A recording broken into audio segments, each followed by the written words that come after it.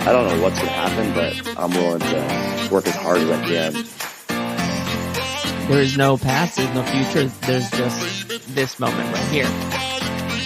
If I did that, if I can get through that, like, come at me. Changing how I saw myself, like as a man, not just as an athlete. It's okay that I struggle. It's okay. That's part of the deal. It's how I respond to it. I'm Tom Foxley, founder of Mindset Rx'd and your host.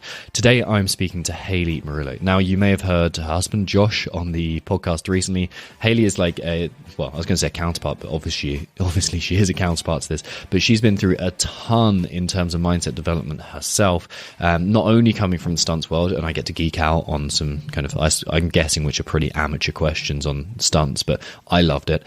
And she's going to teach you a ton about mindset. She is super wise in her perspective, and we discuss kind of a lot about just advancing in the CrossFit world. She's been a competitive CrossFit athlete. She's been to a very high standard of competition within the CrossFit world, and she's transferred that across various areas of life too. So I bring you the one and the only Hayley Murillo.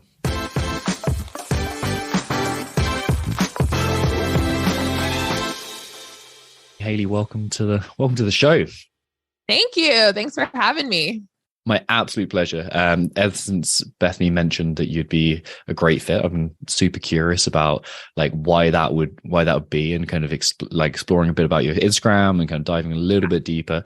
But I'd be interested to know your perspective on this. Like, why do you think Bethany would think you'd be a good fit to talk about mindset and athleticism and everything that goes with that? If I was Bethany, I would think probably just because, this is the first year that I have not been moving on to the next stage in the regular CrossFit season. And I was still willing to put myself out there. I was willing to accept that I just had a baby. And I was willing to show up and support her and, make this season not so much about me.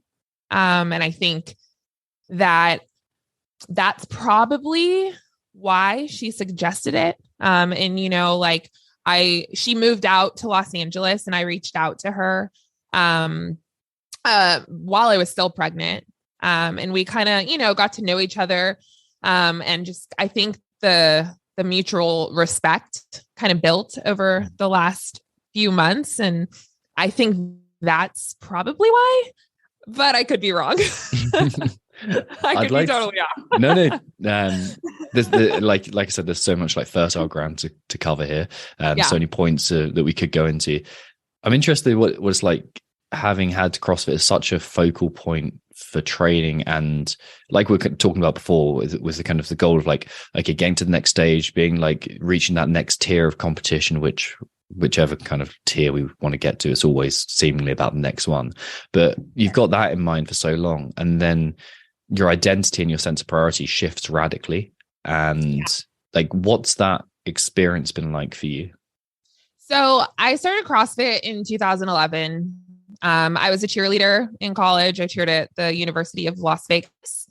I moved back to Los Angeles after I was done with school. And I was just, I had started getting into like working out like in college after I gained like, the freshman 15, like most people do. I was hanging out with the linemen and eating a lot of food. It was really good. So I got into like fitness in college. And then once I moved back home, I was looking for ways to like work out. And then I had a friend, she introduced me to CrossFit. And I never started CrossFit to compete. I just showed up. I kind of was like, I don't know about this. And then a few months later, I started doing it twice a week.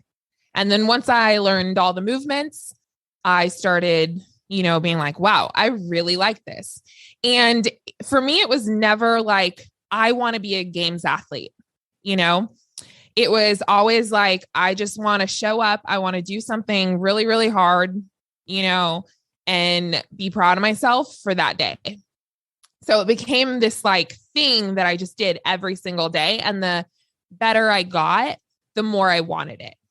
And not in the sense of like, the more I wanted to be a games athlete, just the more I wanted to like do something hard and feel accomplished, because anything else in my day wouldn't matter, because I already did this thing that I was really, really proud of.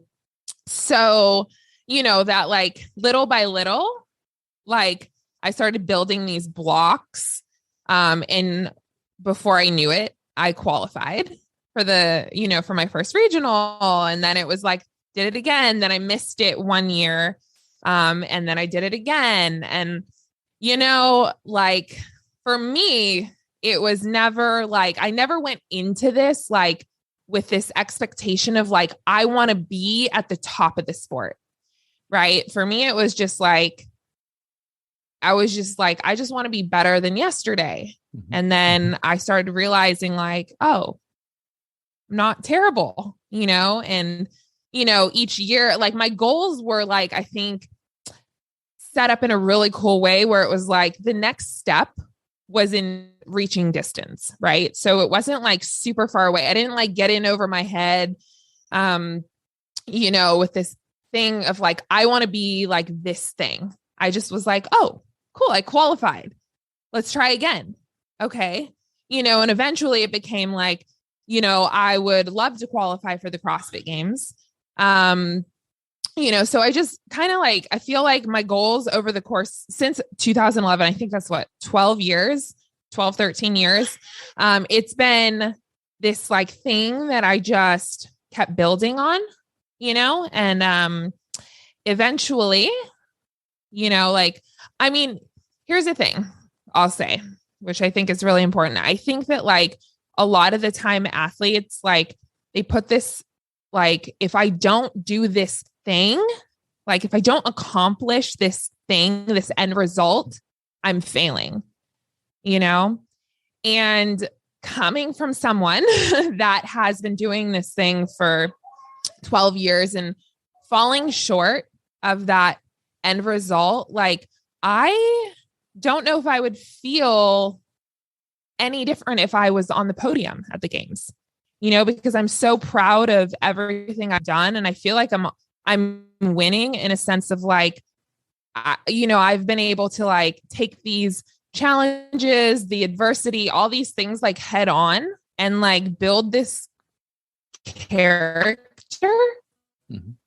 I think that's really of, you know, so yeah, I don't know. Okay. So like the goal, yeah, I like, just so kind of feel like, oh, sorry, we're talking over each other. We've got some poor internet. Okay. When I'm working with athletes, so I coach athletes on their mindset, and I work with kind of like that kind of, most of them are pushing the semifinals kind of bracket. That's where they are. That kind of, if I just make semifinals, I'll be happy. And the place I'm trying to get them to is, well, let's make the process of getting there just as meaningful as the attainment of the goal if we can. Did it feel this kind of clear and like, oh, it's all about the process at the time? Yeah, I suppose that's the full question. I thought I had more, but that's the full question. Yeah.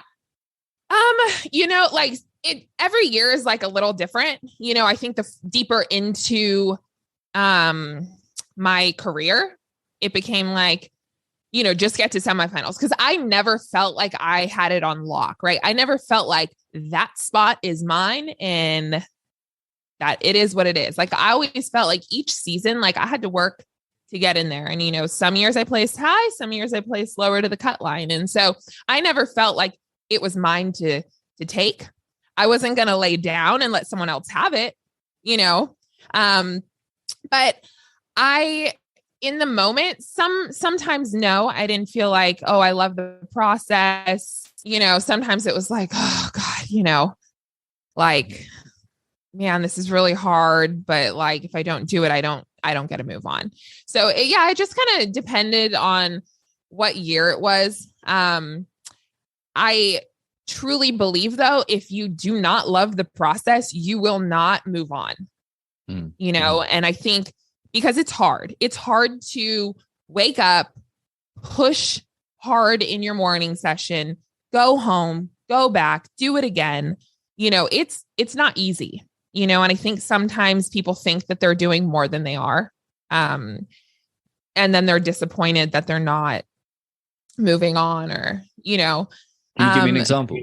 Not a specific person, yeah, but like what maybe kind of thing do you see? Maybe they, your morning session, your aerobic work in the morning, you go downstairs, you got your equipment at home, you do it. You don't really write down like your splits. You don't give your full effort. And you're like, cool, did it. And you just kind of like move on. Right. Like, I think the people that are like really successful in the sport, like can push hard when nobody's watching. They're writing their splits down. They're making sure that like every single one was like full effort. Like that's what they were supposed to do. Those are the paces they were supposed to hit. And like, they sit there and they're like, okay, all right, like this is what I did good. This is what I did bad. Like, oh, you know, maybe I'll do one more because that last one wasn't my full effort. I think some people are doing all those things, and then other people are just going down there and just like kind of like checking it off, you know? If you've got a scale there from like 0 being someone who like completely doesn't give any effort to those kind of situations at all, they're kind of like half training, half not training, and like very much complaining. And the other ones, the kind of the tiers and the mats, were the example with Matt Fraser not using a steak knife, like that kind of thing, where you're just constantly thinking about like, what am I doing to maximize the process? Where would you say you were in that scale? I would say like my mindset, probably a 10. Yeah. The other things, just because I have never, there was maybe like 1 year where I was like a full-time CrossFit athlete. But other than that, like I've kind of like always juggled something else, which I think is really great for a lot of CrossFit athletes, right? Like not everyone is fortunate enough to do this full-time. Now I will say when I was full-time, wow, it makes a difference. But like, I'm so grateful that I kind of had like over the course of 12 years, like something else that I was like doing, you know, I worked at a high school for 5 years. I did stunts. I toured the world. Like I've done some pretty cool things throughout this CrossFit process and journey. So yeah, I would say like my mind has always kind of been like a 10, like if you want my spot, like you need to take it. You know, because I'm going to work hard, and I'm going to work harder than you. And I'm working harder than you when you're not, when the lights aren't on me, when you are not with me, you know? And I think that's what a lot of people forget is like a lot of these athletes that are moving on, and I'm going to say the ones that have like done it year after year after year. Right. Cause like, there's something about those people that you're just like, wow, how are they still doing it? And honestly, I think it's all their mindset. You know, I think like if like you don't have it up here in this sport, like you're not going to be around very long, you know? And I know like for a lot of people, like that is probably like one of their weaknesses. Like for me, it's not so much the mindset. I would say more for me, it's more like movement quality and just like skills. Right. So it's like, that's kind of the stuff I need to work on. But like what I will say and what I've found from like coaching, it's really hard to teach someone or to tell someone that they need to do the thing. It's almost like it needs to come from within, and it is something you can work on and get better at. But I've used a lot of like just like things that have happened in my life. Like I lost my mom almost, I think it was like 9-10 years ago. It was before my very first individual regional appearance. And my coach was like, do you want to compete? And I was like, you know, and it was like about a month before. And I was like, yeah, like, no, there's no question about it, because I do think that like going through hard things is going to make for a really strong person, you know, like it builds this, like large amount of like resiliency, like within you. And I think that if a lot more people use like trauma or just like things that were hard to get stronger up here, it would really benefit them, you know? Well, like humans are remarkably adaptive. Like that's what's amazing about us. We Right. adapt to trauma. We adapt to stimuli. Yeah.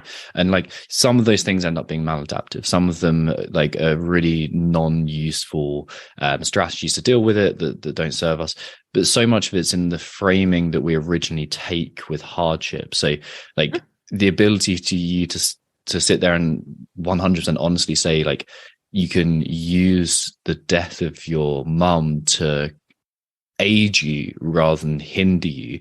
That takes a lot of like previous conditioning to get to that point, and a lot of luck as well, genetically and all that kind of thing. So sure.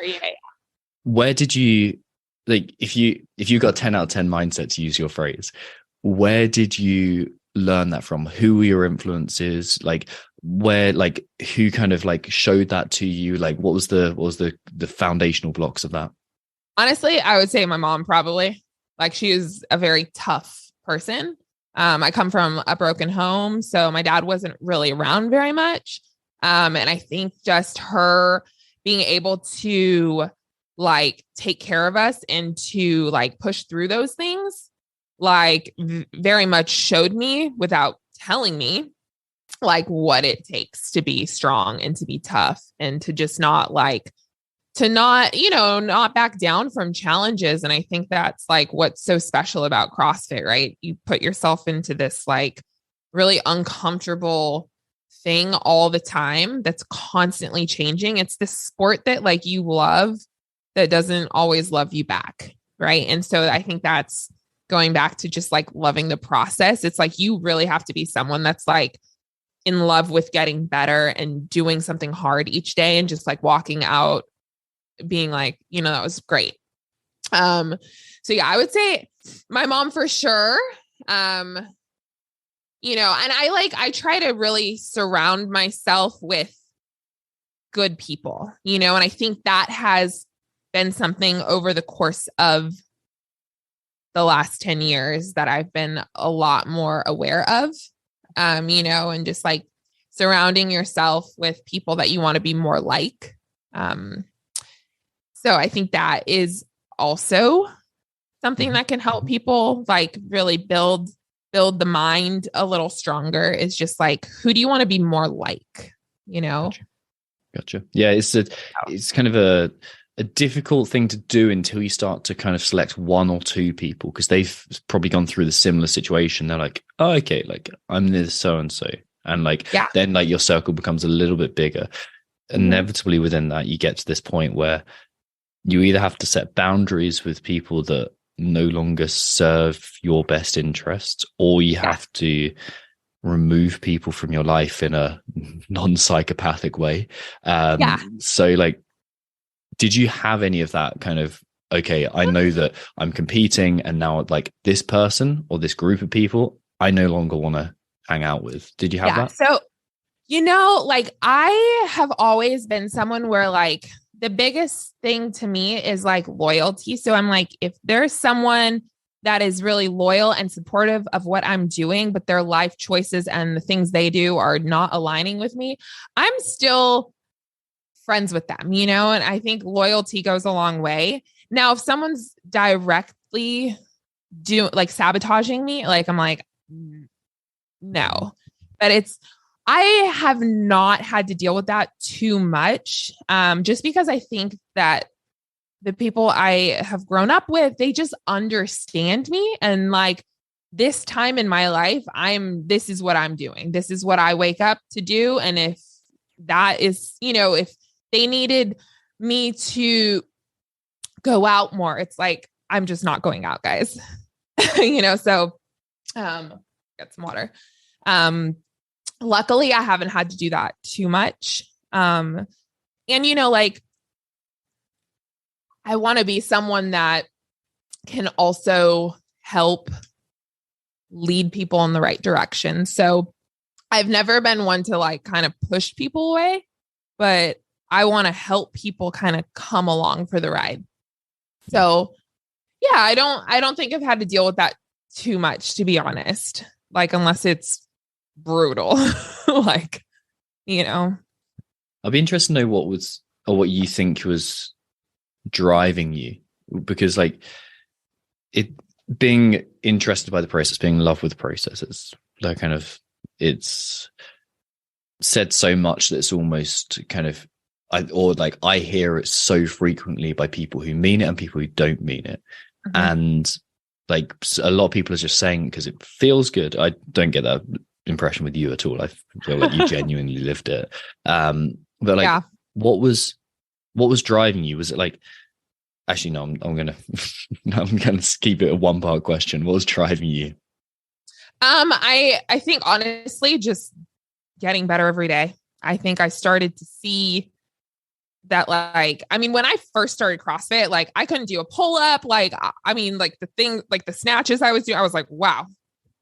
Like if we had video like we have it now back then, like it's like, I mean, I'm so glad we don't, because like people would see my deadlifting and just like throw up. Yeah. But like, you know, like I think that, like, to be quite honest, like I think I walked into the right gym at the right time. And I do not believe that if I did not start under the coach that I did, Tim Thackeray, I would not be where I am with it today. He was a taekwondo athlete. He won the Pan Am Games like back in the day. So he had like a different athletic background, but like he just knew exactly what to say to me, what, you know, to make me keep going. You know, like I think that sometimes people walk into the wrong gym, or they just like, I want to be a games athlete. They go find like a training camp. For me, like I had a genuine relationship with my coach. I met my husband at that same gym, you know, and I had a very good circle of people that loved me no matter where I placed on the leaderboard, no matter if I move on to the next stage. I had people that I knew, like, right. Like it wasn't just like I know like social media is a lot crazier today, right? Like a lot of people, it's like all about like the videos you put out, all this stuff, right? All these things. And I think that because of how I started and when I started, I just have a different look on this stuff, you know, like there's some moments like where I would have a bad event, and I finish, right? And I'm just like, oh God, you know, like what the heck? And my coach would be like, all right, that's great. You have 5 minutes to be mad about this. And then we're moving on to the next thing. And I think someone like that is very important to have in your corner. He made it fun for me, you know, like in the warm-up area, it's so tense and everyone's just like, they look all pissed and stuff. And I had, you know, my husband and my coach, and all we did was laugh and we had a great time. And so I have nothing but, oh, there's my cat. I have nothing but good like memories of this stuff. Even like my failures, you know, like none of that. Like, I think honestly, the failures are what kept me going, you know, like, I'm not sure if you dug too deep into it, but I had a regional that I made. I actually made this regional. I was on tour. So I was doing the stunt tour. I was doing qualifiers in these arenas. I had some of my like stunt cast, like holding a rig down. Like, so it's not bolted into the ground. They're holding it down. I'm doing qualifiers on this because we had like some equipment that we traveled with. You know, anyways, I made it into regionals that year. I don't know how. I just did, you know, I just did what I needed to do. I got really good, you know, when it was the 5-week open. Yep. I got real. And I think the thing about the 5-week open is people that did it back then, like have this practice of like, okay, you have one really hard test. You need to do it. And if it wasn't good enough, you do it again. And if it wasn't good enough, you do it again. So a lot of those people that have been around for a while have a lot more practice of,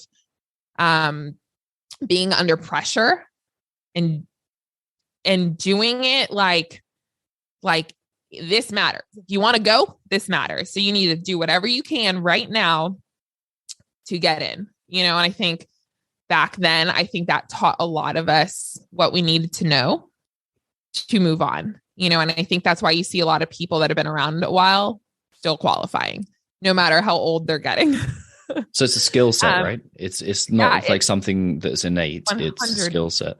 What are the, like, if you think about, okay, hinging has a certain skill set, aerobic capacity has a certain skill set. Like, what's the components of that skill? Are you talking like, is the mind more important than performing when it really counts, like showing up under pressure? What are the the aspects of that build toward that as a total goal?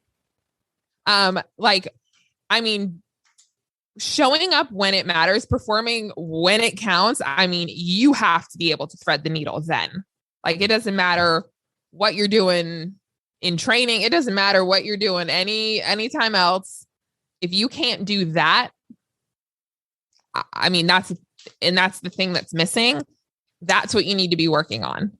It's not doing more like squats, more thrusters. It's whatever you need to do, whether it's practice, qualifiers every other week, or, I think that you can build on that, but people stay away from it because it's uncomfortable. It's scary. It's not fun. Yeah. And also there's such a big chance of failure. Like, the one thing that I get my athletes to do is choose one workout per week where they're going to treat that like it's kind of do or die moment. It's their crux of the week, like, and usually on something that 100%. Sucks the most for them. Like, what's your weaknesses? Like, if this came up in quarterfinals, if it came up in semis, like, what would you do and how are you going to approach it? Like, that is a skill, and like, if you practice it, what you practice becomes permanent. So lots of people end up going to their like it's quarterfinals and they haven't practiced going through the process that they would go through to like get everything together, like sorting out their filming, like sorting out their warm-up routine, like the pressure, like, and like actually confronting that. You got to become familiar with it, right? And it sounds like your coach, for example, Taekwondo, you get that wrong and you don't deal with the pressure, you get kicked in the head. That's like someone who knows the consequences of that. So that kind of feeds into you as well, right? Yeah, 100%. Yeah, I think that or just like, or back to, I was going to tell you about this moment I had. I made regionals after I had qualified on the road. And I was crushing it, like, in training, and I felt so good. And they announced the first workout, or it was the second workout. And there was a minimum requirement this year, which was new. And it was a strict muscle up. So I did not have that. I had never done it. I couldn't do it in training. So my training went from like crushing all of these things and feeling great, in the best shape I've ever been, to, oh my God, how do I do this one movement? And regionals rolled around. I showed up, and for 20 minutes, I was out on the floor trying to do a strict muscle up for 20 minutes. I had a smile on my face and I was just trying. And I finally got my first one, and I actually got disqualified because you needed 4, but I got my first strict muscle up at Del Mar, so in SoCal. I think that was a SoCal regional before they started smushing them all together. And that moment, where a lot of people were like, oh, that was a failure. Yeah, sure. I failed to move on that weekend.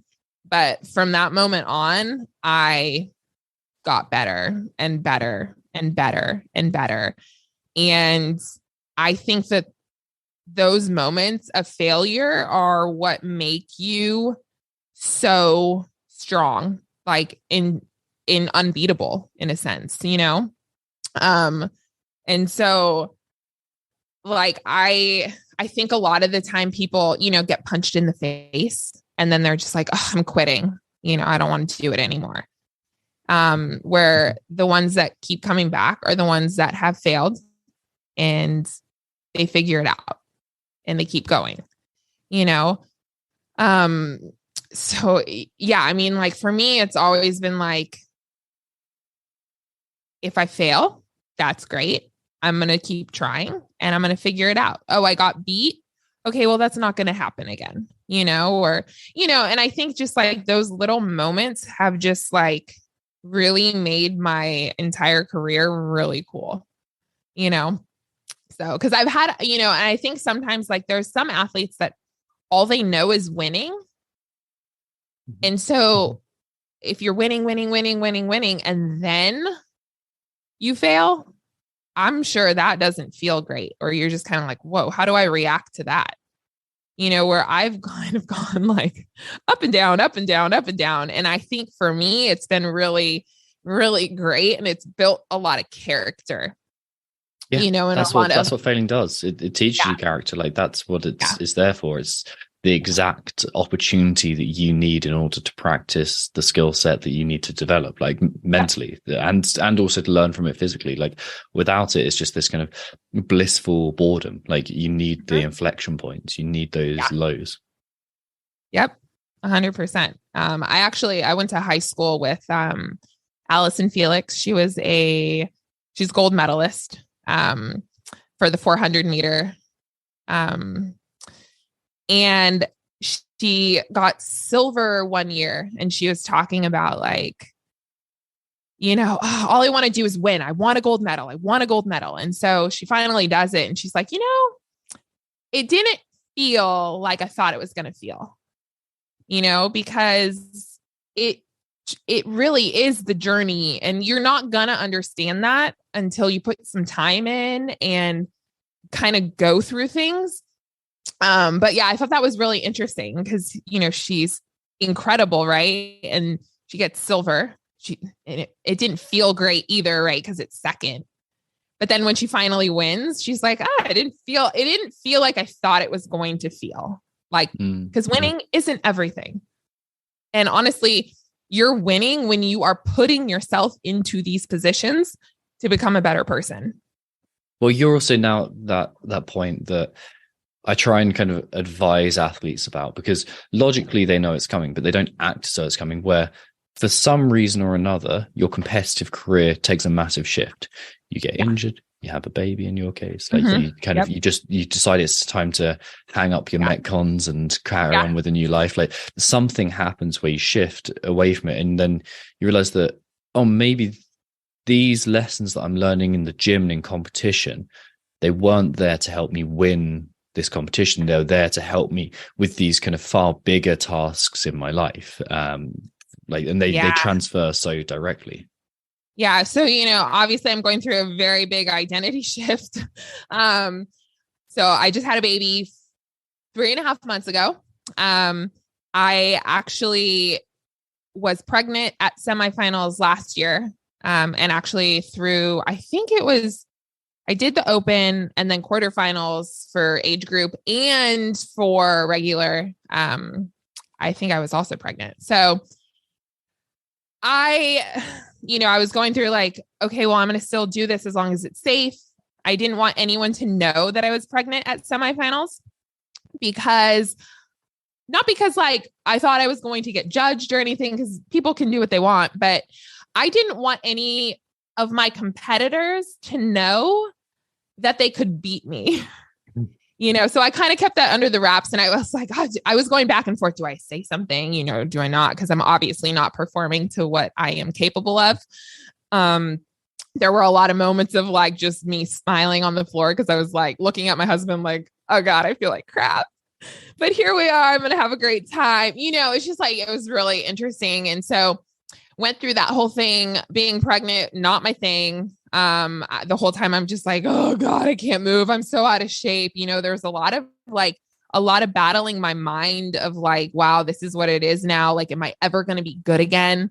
Like, I'm still going through that, cause it's like for so long, I was on this uphill of getting better little by little. And now I'm taking this like giant step back of where I'm like, I'm out of breath. My heart rate's out of control. I'm weak. I feel like a noodle. So I was going through all that, and I honestly felt better the day I went into the hospital than I do now. And I'm like, this is a wild ride. Like in what way? In the sense of like, I was getting tired, my heart rate was out of control, but I still felt like really powerful, really strong. And then, I had the baby and my heart rate's still out of control. And my body just feels like a noodle. Like I feel like all my muscles were just like, bye. So we're in this process. I'm working with a couple coaches at Invictus, Hunter and Holden. And they're just trying to kind of like give me some things to get me back to a place to where I can compete again if I choose to. I'm going to do the age group qualifiers this weekend, see how that goes. And honestly, like I have no expectation. I had no expectation doing the open and quarterfinals with Bethany. I was just there to kind of like support her because I know what it takes to move on. Like, and I've always been one, like, be realistic about your goals, right? Like know where you're at, like, and accept that. Because now is the time. And if you're not ready now, like, then you're probably not moving on. So you're going to have to find like smaller things to be proud of, and for me, for quarterfinals with Bethany, like there was the clean and jerk workout and I was literally in tears before I did it because I failed it in warm up. And this workout is usually something that I am fired up to see, like power clean, don't have to squat it, sign me up. And so like I was in tears because I was scared, because I hadn't done it for so long. And I could have said, you know what, I'm going to get hurt or I'm going to, but I was like, the mind is powerful. So I said, okay, here we go. 3, 2, 1, go. And I hit the first clean and jerk. And then I was like, I can do it. So now I know I can do it again. And I would not have tried if I did not put myself into a position like that, because it's easy to back down from challenges. It's hard to put yourself through it. And so, I think I'm going to do these qualifiers this weekend for the same reason. It's like, I know what I'm capable of and like having to accept where I'm at the moment has been very hard. It sucks to see everyone moving on and you don't get to go have the fun too, because for the first time in like 8 years, I'm not moving on to like regionals, sanctionals, semifinals, whatever you want to call it. And that like performing like, or like competing live is one of my favorite things ever. Cause it's this reward to the process that you love so much.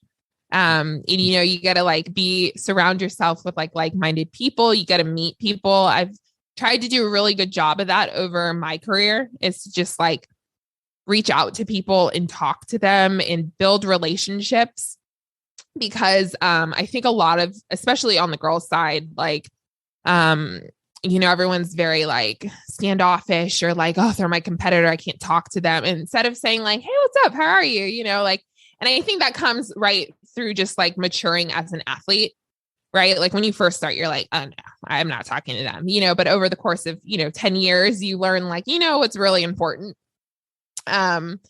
Because everyone has a start date and everyone has an end date when it comes to being an athlete, right? And you need to make sure that you are enjoying this really cool ride and you don't want to look back and be like, oh, you don't want to be bitter. Yeah. You want to be I was going to ask you actually, Hayley, like, are there any things that you look back at and you think, actually, that's a regret. I wish I did something differently there. No, I think as a whole, like I'm grateful for everything, the way that it happened. If there was one thing I could have changed, it would have been I had qualified in or I guess I didn't qualify because I got a penalty for my handstand push-ups. I think my like legs were too wide or something. So I got my ticket taken away. So if anything, I would have made sure my legs were glued together. But it's just another thing that happened. I've had a lot of little things happen. And like I said earlier, it's like sometimes you love this sport that doesn't love you back. Right. And so you have to be able to kind of like navigate like how you're going to react to that.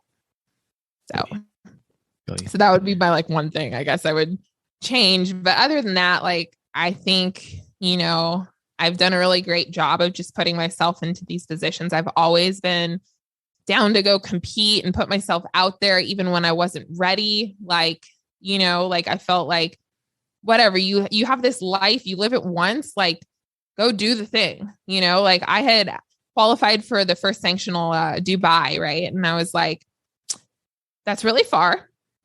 Okay. I'm not ready.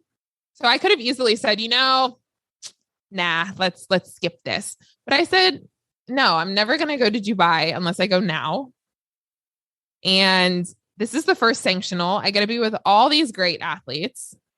I got to travel. I rode a camel. I don't know. I did all these cool things. And I'm like, I look back at that and I was like, that was a great time. Did I have my best competition? No, I didn't, but that's okay. Yeah. I had some really cool moments. Yeah. So I don't know. There's just like, I don't know. I think I've just done a really great job of just like putting myself out there. And two, I think the biggest thing for me is like, I feel like I am good enough, or not at the moment because baby, but like good enough to be a games athlete. And I think for me, like that is sometimes enough, because I understand that like a lot of like making the game sometimes is like kind of like it's being prepared, but it's also a little bit of luck, right? Like what are the workouts? How did everyone else perform?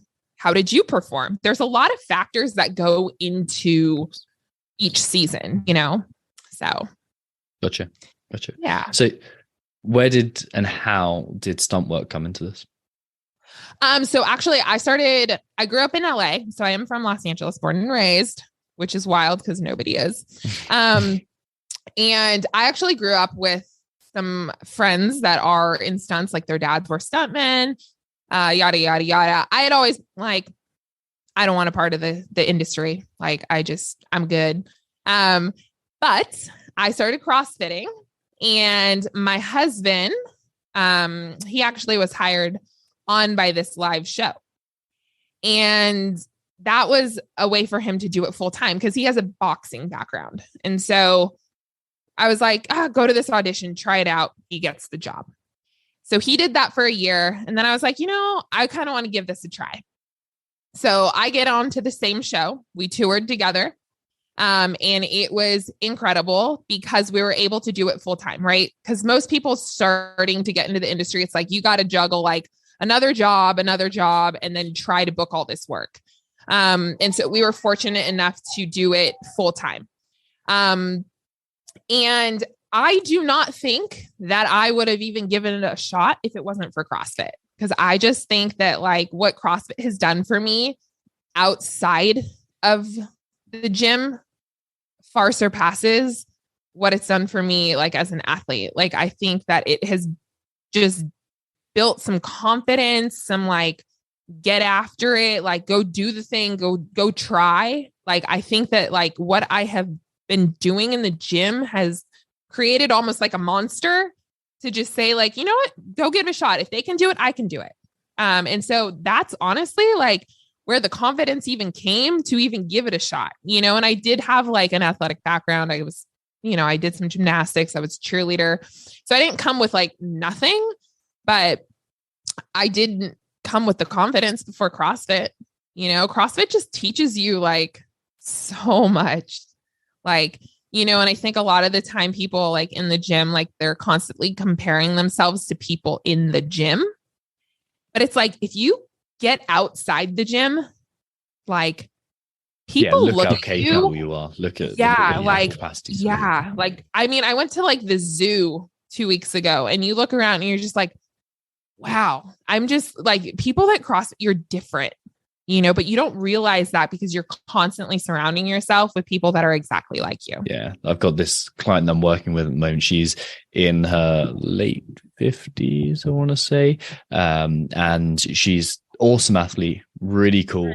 But she was struggling with exactly what you're talking about there of like, actually like looking around the gym, like seeing all these younger people coming up, like what's like, how capable am I? Like, and you kind of start to see that slide of like a little bit less confidence here or there.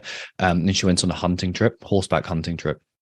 And she was kind of, and then there was a guide there who was showing around, and they got like, it was middle of the night, pitch black, and they had to basically manhandle all their gear up to the top of this steep incline. Yeah. She got to the bottom of it, and the guy like instantly started like helping her, and she's like, no, I got this. No, I got this. I'm good. And then she just like backpacked her stuff all the way up, just like ran laps basically with all this gear. And the guy was like, I've not seen anyone do that. And the difference, I think, was the intention and the approach that she took there of like, actually, I can do this and I'm not scared of hard work. Whereas the vast majority of people are like, what's the easiest path through this? Oh, there's someone to take my shit. Oh, go and take it. Like we can go for that. So yeah, that's definitely like one of those things that is a kind of, we don't appreciate, because the average around us is so high. We don't appreciate like just what we're capable of. I want to know, like, what's the misconception that I'll probably have about stunt work? Like, what's surprising about it? I think what's surprising about it is just how many like kind of reps you need to take to be good at it. You know, like I think a lot of like the biggest thing, what I will say about stunts, let's compare it to CrossFit. Like being an athlete, like if you work really hard, like you will flourish, you'll move on, you'll keep going, you'll qualify, and then you qualify again.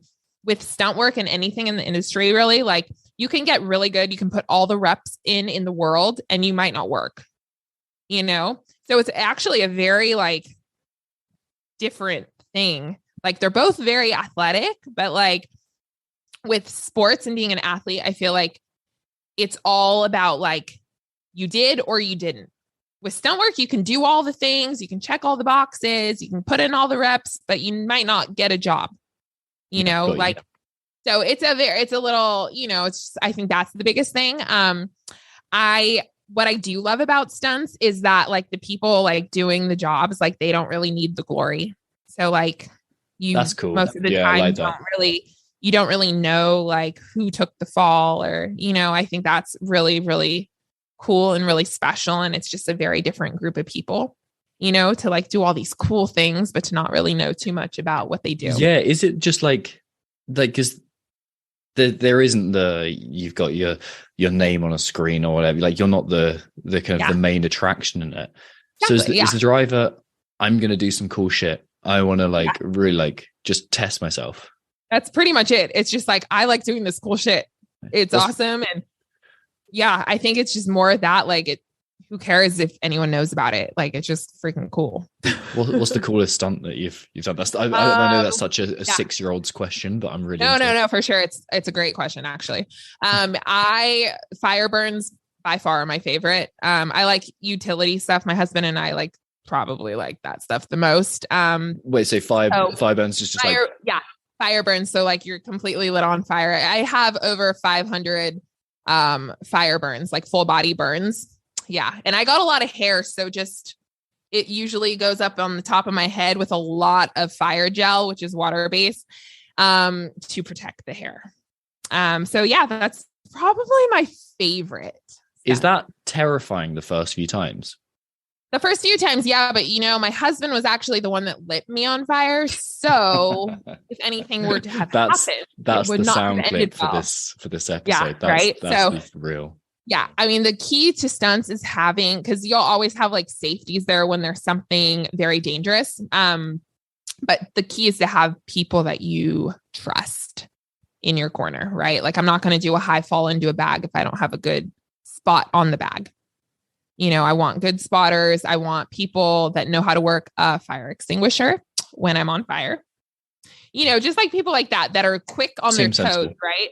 Yeah. So, you know, don't do a stunt if you don't have people in your corner backing you up that you fully trust. I've seen Jackass though. I'll be fine. Won't I? Yeah. Right. Yeah. So I could go on about stunts all day. Like it's a world that I've never fallen into. Like didn't mean the pun. Where are so the coolest stunt you've ever done? Was the risk? Like, I'm sure there's been times you've been like, actually, that wasn't the way I'd do it again. The risks sometimes, obviously, like with stunts, it's not, we're not daredevils, right? Stunts are like very much like these calculated things that we are doing. We have checked all the boxes on the safety protocols. So yeah, there's always risk in anything you do, right? If you're an athlete, you might get hurt, you might get injured. So yeah, with a fire burn, right, you might get licked by fire. Like if you stop moving and you are on fire, you could become engulfed, right? So the key to a fire burn is to keep moving. So the fire is behind you, not in front of you. So yeah, I mean, there's like little risks like that, but you need to just kind of like understand before you do the thing. Or like if you're doing a rappel, just understanding like the knots and like what you need to clip into and just like those little details and just doing them over and over and over again. Some people are really good, like just kind of like doing the thing real quick. For me, it's always been about repetition, whether it's CrossFit or stunts. Like the more I do, the more I feel good about it. Yeah. Do you do a lot of rope work then? Just a little bit. My husband and I, after we did the touring show, we worked at Universal Studios and we did some like rappelling there. On the tour, I was also, I did some Captain Marvel stuff. So I did some like wire work. So there's been a little bit of clipping in for me and like knots and stuff, but not too many. So like the rappel I did was like the same rappel over and over and over again. Got you. Yeah. It's funny that first time you trust your gear. Like, so I've done a fair amount of climbing, and that moment where you're like, oh, I'm going to clip into this rock face. Yeah. And like, actually it's going to, like the first time you take a whipper, you're like, oh, it works. Like it genuinely works. It's interesting. It's a lot of trust, right? Yeah. I think what's cool is like you spoke toward the beginning about your mum being a great example of mindset, mm-hmm. and you can see that being passed on to you, and then you can see that being passed on to your daughter too. Like the kind of the example that I can tell you had set for the way to approach challenge and difficulty is one to aspire to, and one that I've taken a lot of inspiration from myself. Thanks. Pleasure. Thank you very much. Yeah. Where can people find out a little bit more about you? Where can they follow you on the gram? On the gram, I'm _ Hayley Amber, HayleyAmber. Yeah. And that's pretty much, I have a YouTube account too, that we're trying to like build up, and you know how that goes. It's a process, right? And just like doing all that. I've been doing a lot of stuff with like Bethany. The Buttery Bros actually just did like a little segment on my husband and I, like they were in the area. And we did some like stunt stuff with them. It's like pretty fun. Actually, we just watched it last night. It's actually kind of like, oh, they're actually really good at taking reactions. Yeah. So that was pretty cool. So yeah, we're just kind of trying to like, do a little bit of stuff here and there. But yeah, most of our stuff is just kind of like done in person. Online, we have like a, programming company, and we work with a lot more people in the entertainment world to make sure that they are looking good on screen. So it's a lot more like aesthetics than it is necessarily like to move on to like the CrossFit games, So nice. Yeah. Really nice. All over the place. Yeah, sweet. Well, I'm sure people will go and check you out because your story is really cool. You're a sweet person as well. So it's people will great talking to you. Yeah, likewise. I really enjoyed this conversation. Yeah. Hopefully I got you some good stuff. Thank you for listening to this episode of the podcast. Remember, if you're not subscribed, you may not get notified when new episodes come out. And also, if you're after more focused mindset training, head to my Instagram, give me a follow, and you'll find me there, which is @Tom Foxley.